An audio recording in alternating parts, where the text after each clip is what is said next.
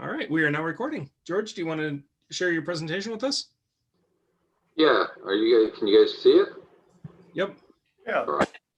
Those are expensive, aren't they? What's that? Presentations? You can make them every day, 5 minutes. It takes me 5 minutes to whip one of these things up. So anybody can be a master networker, Uber network, whatever you want to call it. For those who know me well, more than 5 years ago, I didn't even know how to spell network, let alone do networking. And I would have considered myself more of an introvert. And if you can convert an introvert into at least a sociable extrovert, there's definitely opportunities for everything. What I have found is in networking, there's so many positives to networking. You can advance your career. You can find opportunities that you would never been able to see. You would also be able to turn around and find maybe the best painter for your home for the best price just through networking, right? So that's kind of where I tell people. So, to me, nuclear networking is really taking some of the things that we do on a smaller scale and just compounding them over time. So we'll talk about stage of transition, because I think, if you're in career transition, there are stages, and I think we've talked about that. So we'll briefly go over that, but then we'll define networking, getting your brand straight. This is all preparing you to network. So it's kind of a lot out of the 4 gears, but it's really helping you prepare. How do I get out to networking? So let's see here. Why is this not working here? So I think most people have seen this. I've actually trademarked this now because I realized that no one else had one of these out there for career transition. There's been stages for the 3 stages of public speaking and fear and so forth. And I realized that no one actually outlined the stages of career transition. So it's always best to understand where you're at, and then more importantly, the check marks in order to advance to the next stage. All the while, you can get to a point where you're actually in the confidence stage. And if you're going through networking or you're going through meetings and interviewing and so forth, you can fall back into those lost stages, those transformation stations. Like, for example, you meet somebody that you're really interested in networking with for maybe 2 or 3 reasons, and you kind of walk away. It's like, that wasn't really what I anticipated. That could actually make you slip back into kind of a lost stage or a transformation stage. So you want to understand the criteria in those stages, but more importantly, how do I pull myself out of that? I always tell people it's how do you pull yourself out of the quicksand, right? So what is networking? Is it I am awesome? I think not. Although some people may look at it as that. To me, it's not just about connections. And I'm sure a lot of people have seen people who jump into it. That's what I did.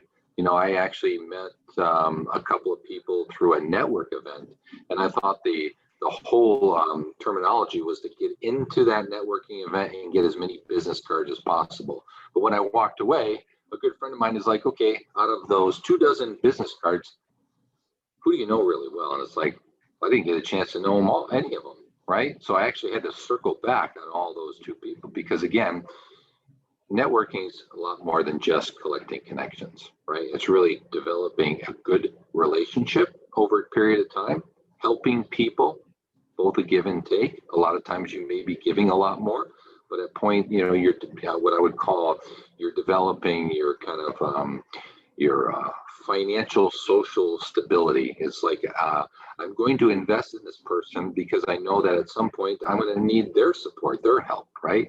And that may be a year from now, maybe 10 years from now, who knows, right? The other thing is that it's not a one and done. So a lot of times, I'm sure that you've met some people. As a matter of fact, how many people know Rick Hansen? Rick Hansen is an extremely well-connected gentleman. He's an executive out there, but he is willing to help and meet anybody. And I can tell you that I realized in my first meeting with Rick, he was a lot like me. He was very direct.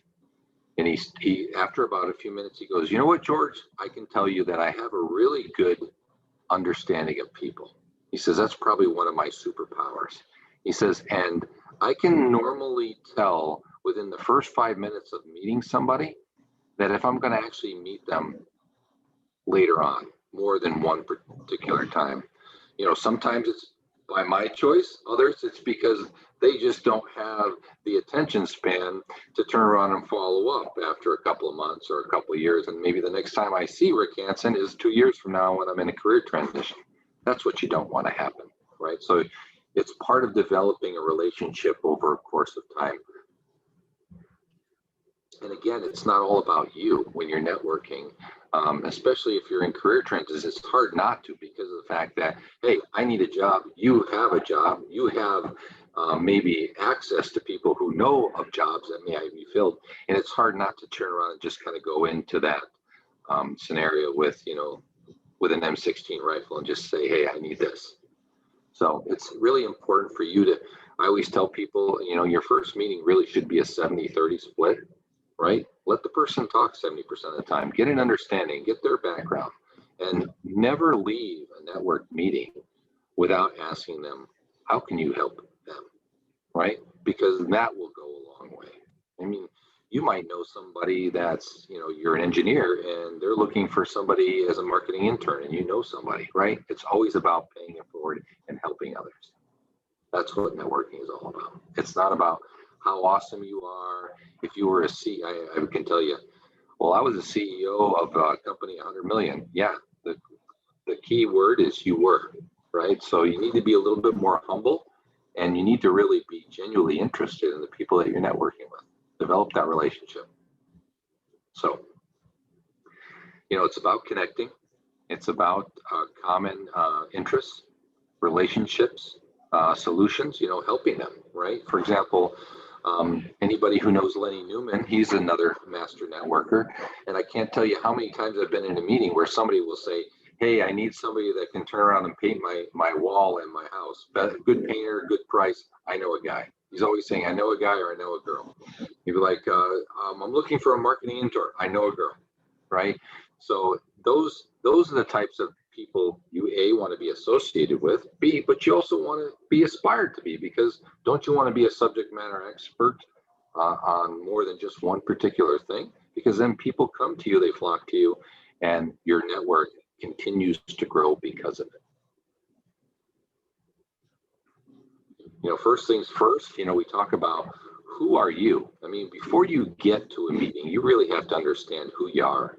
I think a lot of times people tend to, and this is where I get cringed on the whole elevator pitch, is because an elevator pitch is something that you fill out and you read. I can tell you so many people read it from the card. It's literally, there's no emotion in it. There's no passion. I'm an executive that has 20 years of experience with an MBA. Wah, wah, wah. You sound like Charlie Brown's teacher, and I've said that many times.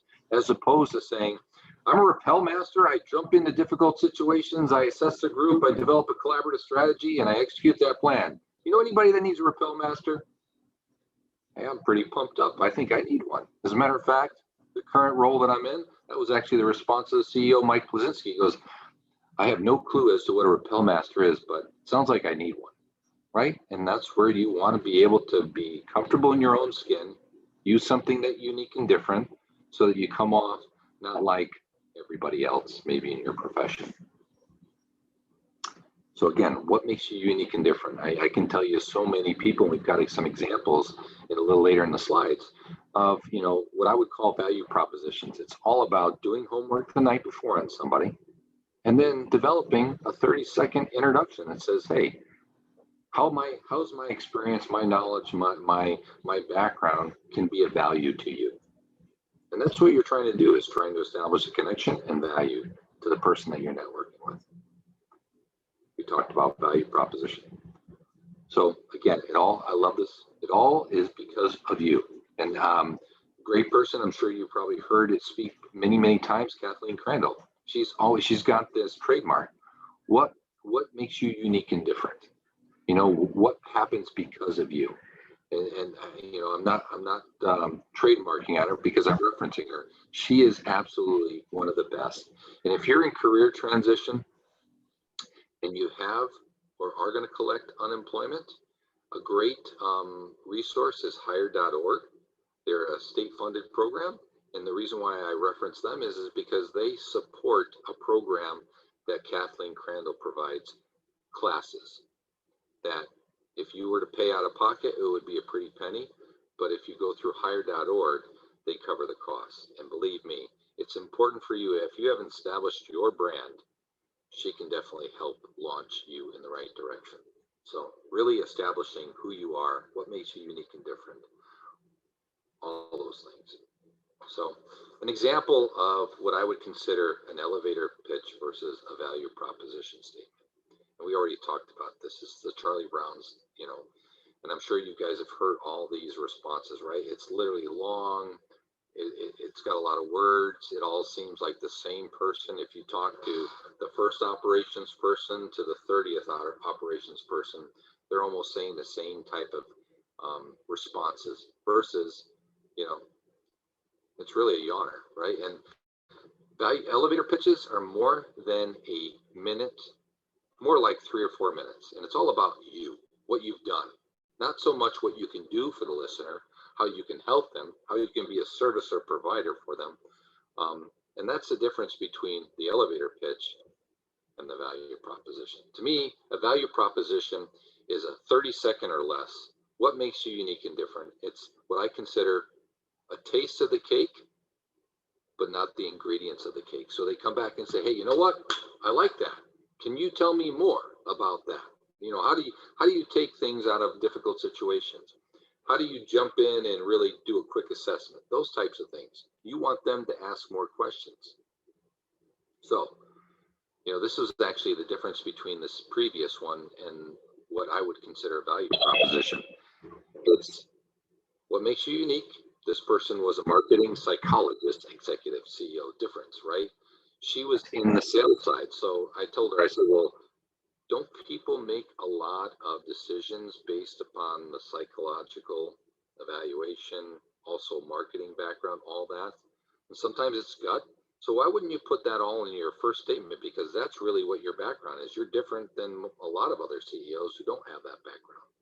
But then you also want to be able to tie it to the business needs. So for example, a business may need a leader that's going to coach and develop the next generation of leaders.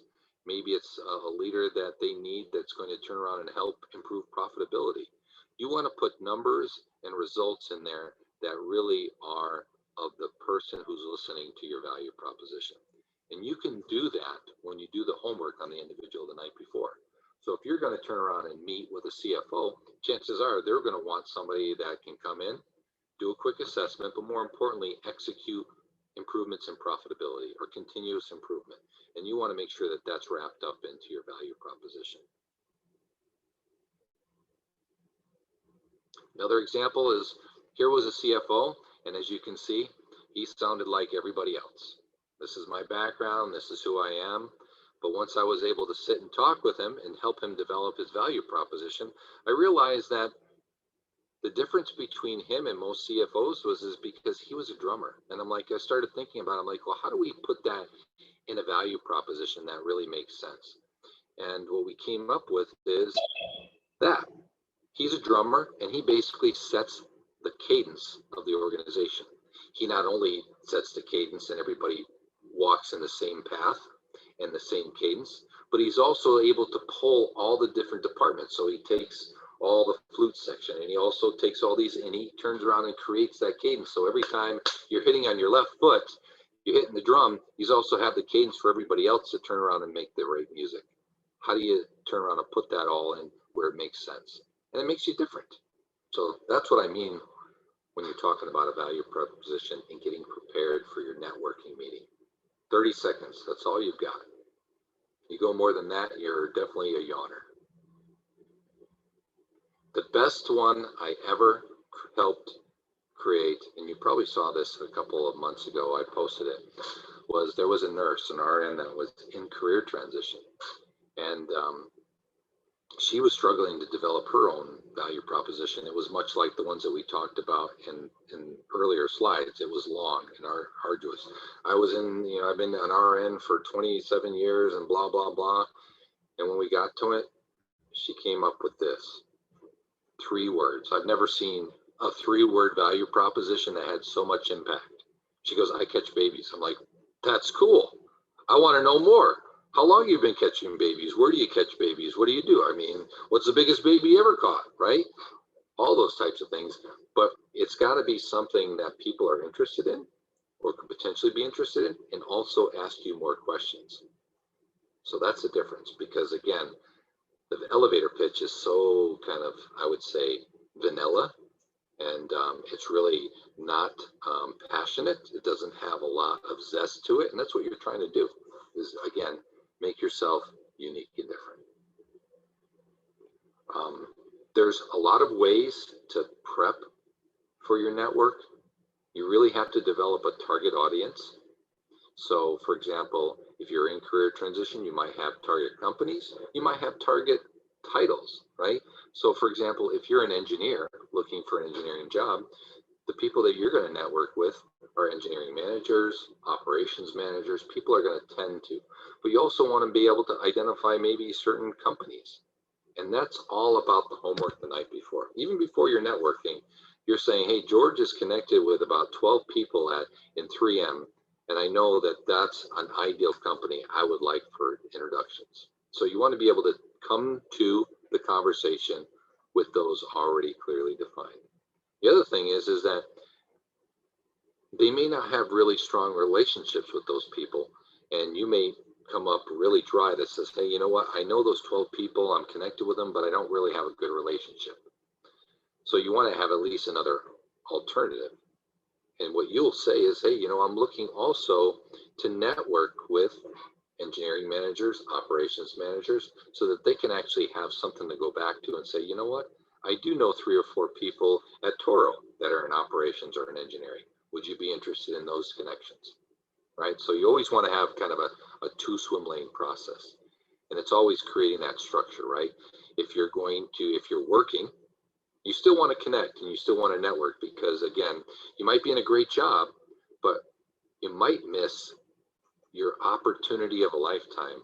And the only way that you're going to be able to potentially find those is when you're networking. So I always tell people, when you land, and if you do, and if you are currently, you still want to at least network with 3 to 5 people a month.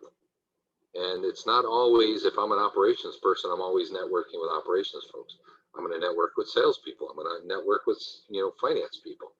You just want to expand your network so that it's broad enough so that when you do need your network for whatever reason, whether it's a reference, whether it's a good CPA firm, I'm looking to turn around and change somebody to do my taxes, you're going to rely on your network, because they have a lot more investment and they probably know people with a better track record than just basically either going through the yellow pages. I think they still have the yellow pages, or just picking a number out of a book.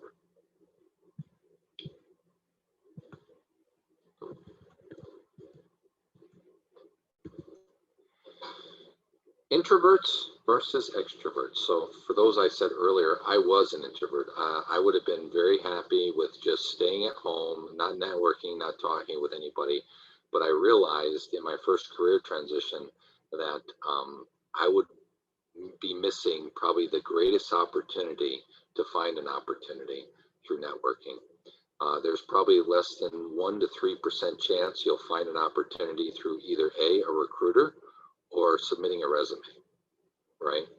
And so it's important for you to develop that plan to get to network. And if you are an introvert, you certainly can't jump in the deep end of the pool, because again, if you're like me, when I was growing up, that's how my parents taught me how to swim, is just pick me up when I got close to the pool and dump me in the deep end. But a lot of times introverts won't even they won't even expose themselves to the deep end of the pool. So you've got to be able to turn around and find a way to really kind of gradually go into that process. And that process is really, currently networking with people that you know pretty well, because then the anxiety and the stress become a little bit less manageable. You know that person. So for example, if it's somebody you've gone to church with, start there. maybe high school people, high school friends and everything else, people that you have known. Talk to them, tell them your situation. Either you're looking for the best interior painter of all times at the best rate, or you're definitely potentially looking for an opportunity. Those are the people you want to start with, because they probably have a lot more vested interest to help you succeed because they have some history with you. Then they can introduce you to other people that they know well. And when you sit to network with those people, you have a common interest already established, whether it's somebody that you have in church, somebody in the Eagle group, or just somebody that you've worked with in the past, as examples. So that's a general gradual way of taking yourself as an introvert and moving into more of an extrovert. So again, you want to start off small if you're an introvert, because again, the world definitely helps the people who are more extroverted salespeople. I mean, look, the most successful salespeople are extremely outgoing. They're out there. And so you can get that way. It's just going to take you some time, and it's going to take a process. Start off small. Like I said, reach out to your alumni, reach out to people maybe you've served with in the past. Those are the ones that, will probably have more of a general interest to want to help you succeed. And it takes a lot of the anxiety and the stress off of the whole interviewing network process. And then have your connections introduce you, because then you have a common discussion. Hey, you know what? How well do you know Alan Hill? I've known Alan Hill for 5.5 years. We've helped each other out a great deal. And then you have a common discussion, and that discussion can go off into, some of the things that you may need help with or assistance with. Learn to act likable. This is one of the things I've been told probably since maybe up until the last 5 or 6 years is, George, you need to smile more. You still have that military, grunt look, and, no one wants to come near you. So you got to smile more. So I actually have to have a reminder every so often. I got to smile. I got to smile. You want to be likable, that's what you have to do. You have to lean in as opposed to lean out, not cross your arms, even though it's comfortable for you, because again, people tend to feel that that's a way to push people off. So you got to be able to make sure that your hands are a little bit more open and less, all those things will help you in your networking process. And then finally, just, be yourself. I always say this, I love this, be yourself, because everybody else is taking it's true. A lot of times, especially I've seen people in career transition for a number of months, and they're frustrated, and they start to try to become something they're not. And it's uncomfortable for them, it's frustrating, and it's also frustrating for the people that they're networking with. Because, let's say fast forward, somebody introduces you to somebody that potentially can hire you, and you're not being your true self. And you say, yeah, I can do this and I can do this. And then you come in and you do quite the opposite. They're like, wait a minute, what happened? This is the person that we talked to. This is the person we hired, right? Same principles apply. So be yourself. And again, find something that, you guys can connect with. If you can see in their background or whatever, in the homework that you've done the night before, that, hey, maybe you guys, like a good band or something like that, you've been able to uncover, or at least in the first conversations, you realize that person, plays the drums as a CFO, right? Hey, I play the drums. Do you know how to play the solo with Phil Collins in the Air Tonight? That's the best one that I've ever had, right? Oh yeah, and then you get a common discussion, right? So it's always trying to take the edge off the whole networking process. We talk about day in the life in the 4 years, but it's also important in your networking. You want to set a time. If you are just networking and you're currently employed, maybe you want to set, hey, I want to network with 2 or 3 people a week, and I'm going to do it from 7:15 to 8 o'clock in the morning on Tuesdays and Thursdays, and maybe, Friday afternoons. You set that time up, right? That's part of that process. I'm not going to go through this whole process, because this process is more of for people who are in career transition, but it also helps. You've got to have a structured day if you're in career transition, and a major part of your process is making sure that you're doing a lot of networking. So whether you're the introvert or the extrovert, you've got to build up a number of connections and network. So in my first career transition, I think in 13 months, yes, it took me 13 months, I was networking with about over 440 plus people, which average about 3 people a day. And what I realized after 13 months is that a big part of me landing my role was actually through networking. It took 6 connections deep into getting my job at Worth Adams, right? Somebody introduced me to somebody, introduced me to finally the person that was introducing me for the job. And so you got to be able to do that. But you also got to make sure that if you are a introvert, maybe it's quality over quantity, right? For example, mine was I was going to network with anybody I possibly could network with. But if you're an introvert, maybe you get exhausted after a couple. You just say, okay, I'm going to turn around and network with 2 or 3 people a day. And these are the types of titles of people. And this is the background that I'm looking to network, so that when you talk to people, they can help you closer to your goal, and still you can maintain a good level of energy as well as a good level of networking activity. How are we doing on time? I take that as okay. Oh, good. And so, a weekly plan is evaluating your progress and then making sure that you've got templates that make it, your time management better if you are in career transition, a part of your networking process. And then monthly is really just doing things to keep top of mind, because, over 5 or 6 weeks, if you're networking even with 2 or 3 people, that's quite a number of people, right? And time goes by. It's not the fact that people want to forget you, unless you show up like an Eeyore, like I always referenced before, right? Oh, woe is me.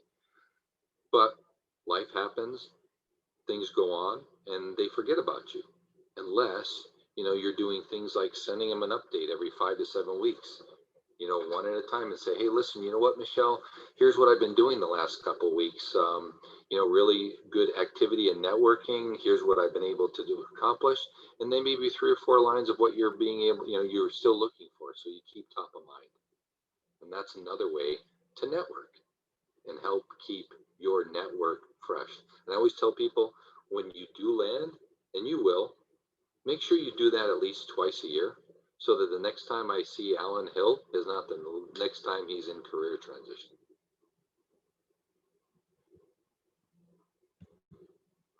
Work many angles.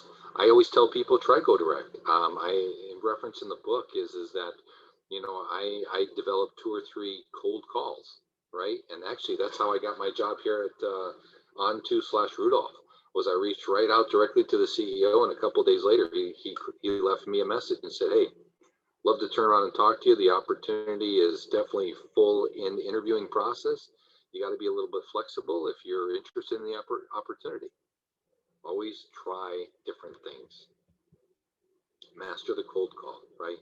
My message was to Mike, along with other CEOs like Doug Baker of Echo Labs, Doug, this is George Murray, a recently transitioning executive, where I took a company from 100 to 180 million while improving the overall culture. And I'm looking to network with the large to medium business community. Would love your advice. Click. It was less than 30 seconds, and he called me back. And then all that preparation, we talk about homework, making sure you show up. I always say this now, our show up is this, virtual. So I can tell you, in the course of 3 months, I painted this back wall. I hung all this up, because before it was basically a plain white wall and very boring. The good thing was it was nothing distracting on there. I always reference, I've seen people where they had curtains that were the same curtains my grandmother had more than 40 years ago. So you definitely want to make sure it's neutral, and it's not basically insinuating, an age. So you want to do the best thing you do. I always tell people right now, it's probably the best thing to do, print screen and take a look at it. If you've got bills that are over here that are falling off, there's always a perception, well, maybe that person is really not organized, right? And if you can't find your current situation, maybe you want to just find a nice little area in the house that's got a nice clear back wall, that no distractions, that help you focus. You want to make sure that your computer is eye level to the camera. It's not down or up, right? All those things are ways that you can show up better than the other competition. And again, 70-30 the first time, really genuinely be interested, take notes, and then send a follow-up saying, hey, you know what, Alan, great meeting yesterday. I really appreciate your time. We talked about this, this, and this. I was really interested in your example of this. And that really tells them that, hey, this person took a genuine interest, they took notes, and more importantly, they followed up. And those simple things really can help you differentiate yourself in networking. Another opportunity is creating better updates. So I know that everybody gets updates where people get promoted every day in LinkedIn. They also have birthdays and everything else. And there's always the standard congratulations on the job, happy birthday. Please don't be one of those people. Develop a template, a couple of templates, and then put it on your calendar and change it every 6 months so that you don't send the same happy birthday to Alan Hill or Michelle that you sent last year, right? But you're also being unique because it's saying, hey, I think my current one is it on here? Oh, I say be creative, but here's my last one I just changed was enjoy your day, warm greetings, best wishes on your birthday. I mean, this really tells the person that, hey, this person took a little bit of time and effort as opposed to just hitting the standard happy birthday, right? And then always, I mean, you may even want to add a call to action. Hey, you know, Alan, it's been 2 years since we talked. Love to turn around and catch up.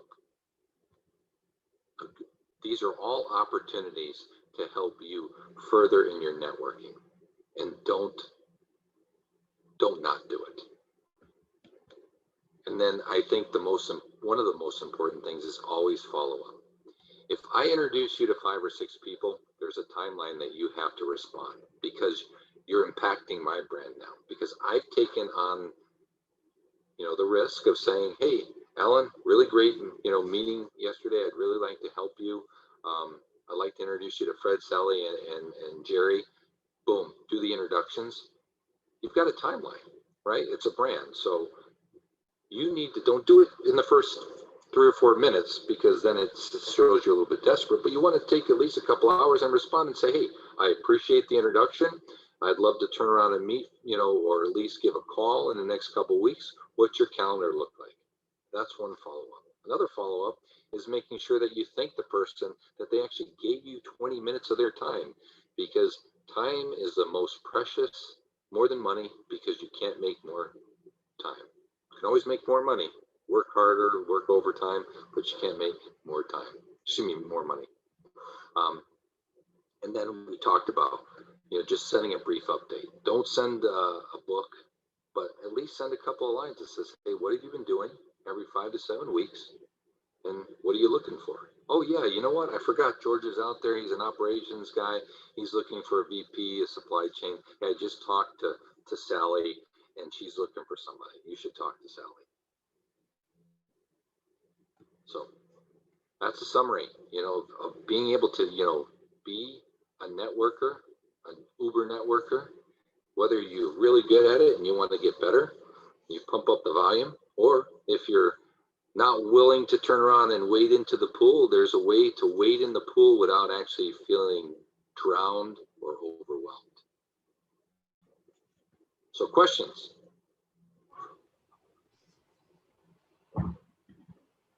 No questions? I must have been really good, or everybody's. Oh, no, you were just really fast. Tour de force. I do have a quick question that I think might start off. It's interesting to me is that you weren't always this Uber networker. So I'm interested in hearing your perspective on how did this change? Like, what moved you from like, I'm not going to network with anyone, I'm just going to apply online and get all my jobs online, to, you know what, that doesn't work. And how do I start this process? Like, yeah, well, first of all, I realized that talking to enough people who are recruiters and HR people, they're like, George, there's definitely a lot of data that proves that your opportunity is not going to come through job submission, resume submission. There's 1 in 3% chance that you're going to do that. So if you waste 6 hours a day, the chances are, 3%, less than 3%. Then I started listening to people who were at Uber networkers who were really good at it, like Greg Rye and Lenny Newman, that said, listen, we've already been down that path. We talked to a lot of people that have been in your situation. And what we have found is that there is a high percentage of people that do networking. I can tell you, I remember back in 2016 today, like it was yesterday, where Greg Rye told me, he says, George, I'm going to tell it like I think you can understand it. He says, there's a marathon. Marathon represents you landing your job, right? That's the end result. I'm telling you right now that the marathon started over 2 hours ago, and you're still at the finish, your start line. See what I'm saying? You got to pick up the pace. You got to learn the network, and not only that, but you got to start to overcome and pick up on your competition that's already 2 hours ahead of your time. So that was kind of the visual that he gave to me, that I realized, hey, yeah, he's right. And the more and more people I was talking to who had either been in transition or already out of transition and have been very, very successful, right? I mean, people of the world, successful people network, they do that. Anywhere from, the person that's, bagging groceries all the way, they're talking to people, right? They're saying, hey, how's your day and everything? That's their small talk that builds a relationship over time. And they're saying, hey, George, you've been coming in here for 3 years. I'm looking to turn around and move up in the business, and I don't want to bag groceries anymore. I want to turn around and get in here. And then you're going to do that through networking. So yeah, I had to force myself. It was uncomfortable at first, but as I started to realize, and I referenced earlier, is networking with people I knew helped it make it easier, and I perfected it by working with those people. How I would develop my value proposition, how I would make sure I would follow up. I was fortunate enough to really network with a lot of great people that gave me very good feedback, that said, George, you should do this, you should stop doing that, you should probably try this. Greg Rye, I think the 4th time we were talking, I was 6 months out, and he's like, George, you're at their 6-month mark. He goes, you're the COO of Murray Incorporated, and I'm the CEO of Murray Incorporated. We're doing your 6-month review. So he told me, he goes, what's going well? And I said, well, I'm out there networking. I'm networking with 3 or 4 people a day. He goes, well, that's pretty good. He goes, what's not going so well? I says, I haven't landed yet. And he goes, well, why did you try this? And why did you try that? And one of the things he told me, he's like, well, why don't you cold call some CEOs? I'm like, really? Does that even work? And ironically enough, even being skeptical, I tried it. And I had a 75% rate on the people who called me back.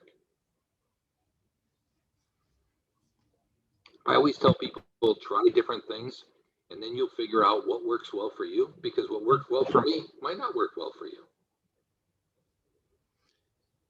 It'd be interesting to hear your voice messages to the CEOs, because, gee, I just can't imagine myself calling the CEO of, U.S. Bank and saying, hey, let's network. So, well, I can tell you, I prepared over 3 hours for that message I left for Doug Baker. What I didn't prepare for, him calling me back 2 days. So when he called me back 2 days later, I was in the car, I was getting ready, and the call comes in, and it wasn't, I didn't have it programmed, and it was his cell phone. He's like, George, this is Doug. And I was like, okay, the only Doug I know is down in Florida, and this doesn't sound like Doug. I'm like, hey, Doug, how's it going? He goes, you called me? I'm like, I did. He goes, the CEO of Ecolab. I was like, oh my God. I think I actually said that because he started chuckling. He goes, hey, George, really great message. He goes, powerful. I've never had an operations guy call and leave a message like that, if at all.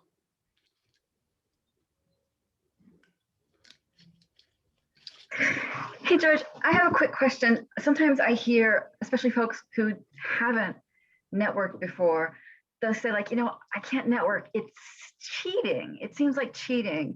So what advice can we give someone who kind of gets that sense that, oh, networking is cheating? What do you mean by cheating? Well, I don't. So they say they feel like, I think that it's kind of going around, the rest of applicants. I think that some people think that trying to get a job means putting in an application, kind of the opposite of what we usually advise people. That's old school. Yeah, but I hear it sometimes from young people, and I think even that may mean that it's part of the resistance or part of their fear of it, and that they also don't actually know. It's because young people do this, right? They don't know how to have a conversation, right? So once they establish and believe that, as well as I do, there was an article, I think about 2 years ago, where they said the average career opportunity is found through networking at 60%. This is national. However, they said Minnesota was well above 80%. They're just better at it. They've been doing it for a long period of time. And the fact is that people genuinely feel more inclined to talk to people, to actually offer opportunities when they have a common connection, when they have a common belief or common person that they know, right? And as well as I do, that's how I got my job with Worth Adams. I would have never known the opportunity. It was never going to be posted. And it took me 6 introductions to turn around and finally get somebody that was in that company. That company wasn't even on my radar, right? And it was just, hey, you know what? I think you should probably talk to this person. They may be looking for somebody that has got your background. And ironically enough, I was one of 5 people that was submitted for the opportunity. And the job was never posted. No recruiters were ever being recruited to turn around and recruit for the job. It was all through networking. So it is valuable. Networking is, and I always tell people, Harvey McKay had the best book in the 90s. It was Dig Your Well Before You're Thirsty, right? And that was the prelude to what networking is. You have to develop relationships. You have to develop really in-depth conversations, connections over a period of time, and you'll become successful. That's part of the Rhodium Symposium is that what do you want to do in the next 20 years, right? The next 20 years, even if you're in a role and you're thinking about leaving, a lot of people don't even understand how to leave, what a plan is. And that's all about networking, right? But you've got to do so many things before you do that. You got to develop relationships. You got to dig your well before it's thirsty. And it's all through networking. The power of networking is extremely, and I tell myself all the time, I wish I had done it 10, 15 years earlier. I would have been so much farther down the road.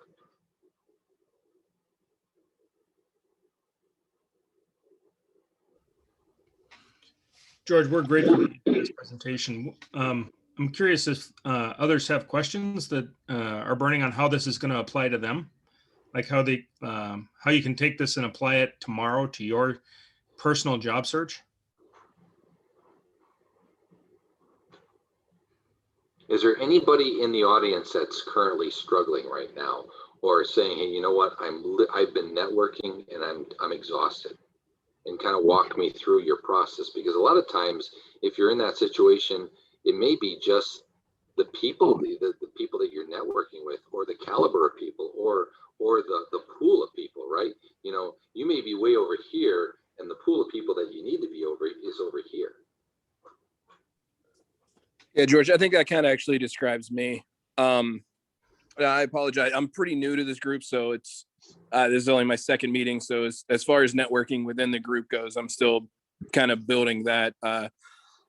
But with that, I graduate with my engineering degree, next month, and I've been trying to do it the traditional route because I'm one of the millennials, and even though I'm an extrovert, I don't like talking to people type of thing. I'm a real weird one.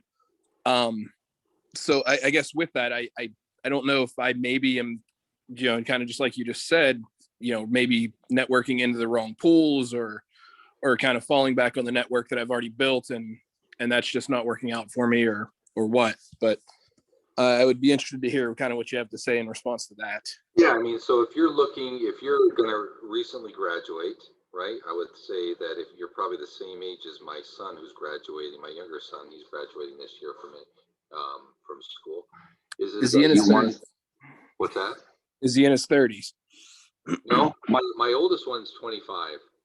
So yeah, we'll have a similar situation. I just have my prior military stuff. But see, you should use that as leverage, right? So one of the things that you probably need to be looking at is if you're looking at particular companies, let's say I'm assuming that you're looking for an engineering job, right? Are you currently or have any experience in engineering at all prior to your education? I have my student internship, kind of a co-op with in quality with Safran over in New Brighton. Okay. So what I would be doing is pull two avenues. You want to network with engineering managers because they're going to hire you, right? And then what you might want to do is do the next level of search in your LinkedIn, where you can go into the filters and identify people that actually previously served engineering managers. I mean, it's almost an obligation. You have to at least talk to me, right? There's people like Eric Thurwinger out there, and Mark Fillion, and all those guys out there. They literally are paying it forward, guys, because we've got a bond of brotherhood and sisterhood that we've got. I mean, you literally at least got to give me one-time network. Realize to figure out, do you really hate me or do you really like me, right? But I think you should leverage that. Leverage, I need to find people that are going to potentially hire me. They're engineering managers. Those are the people I want to target. That's a part of a target, or operations managers, because they may be looking for engineering talent. But then you also may want to maybe do even another filter to say, hey, you know what? Out of all those people that are possible networks, let's go and see if they previously served in the armed forces. You know, Air Force, Marines, doesn't really matter, right? That's another obligation, and that's another way of connecting and networking, right? It's like you've got already a common connection because you both served, or so you want to be able to leverage as much as you possibly can. And to me, the military is a huge opportunity to leverage that network. Plus the fact I think we actually started this conversation before we went into the presentation of talking about leveraging, previously served folks, networking. And yeah, I do apologize. I ended up getting into the call late, so I had missed that. They all have obligations, and if they tell you no, then you should probably tell me or tell Mark Fillion or Eric Thurwinger, and we'll go get them. That sounds good. I'll keep you guys in mind. I did post a video that I did on one of these presentations for how to find veterans on LinkedIn by companies. So take a look at that, Alan. There you go. Yeah, we'll do. I saw that link. Yeah, there's definitely a moral obligation that they have to at least give you one meeting. Now, then they can realize whether or not they don't like you because they look at you and they're like, George, you're an ugly guy. I don't want to see you anymore. Okay.